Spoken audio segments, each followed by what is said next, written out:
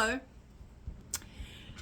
Have you ever walked into a vendor booth and immediately felt drawn in, and then walked up to another booth that was packed full of beautiful things, but for some reason you just didn't want to go in? Well, my name is Renee, and I have been in the vendor booth community for 10 years. I've owned my own consignment store. I've ran vendor booths, and right now I actually own a vendor booth called the Back Swamp Boutique in Jacksonville, North Carolina, at a vendor mall called Antique to Chic. And over these past 10 years, one of the biggest lessons that I've learned is that pretty items don't guarantee sales.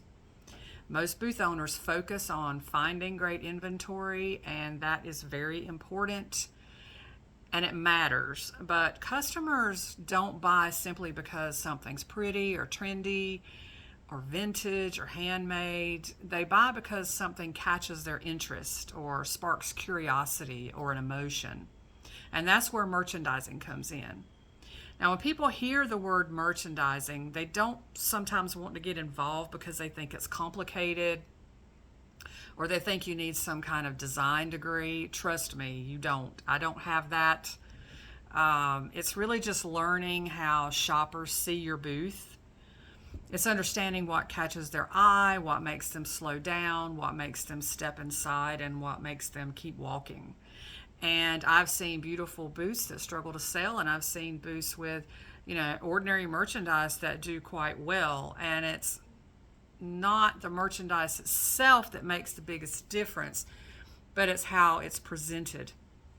A cluttered booth can make items disappear. A confusing layout can cause customers to miss half of what you've got. And a booth that feels overwhelming can send a shopper right back to the aisle before they even see half of what you got. So the good news is this isn't rocket science. You don't need a huge budget, you don't need expensive fixtures, and you don't need to copy what everybody else is doing. You just need to start looking at your booth through your customers' eyes instead of your own. And that's what we'll be talking about on this series on my channel: real world observations, practical booth tips, and lessons that I've learned from years of trial and error. And once you learn how shoppers think, everything kind of starts to fall into place, and you'll understand maybe why you had a good month or why you had a bad month. And that's where merchandising can become a bit magical. So like this video, subscribe to my channel, and join me on this Booth Talk series. And I will see you soon. Thank you for watching.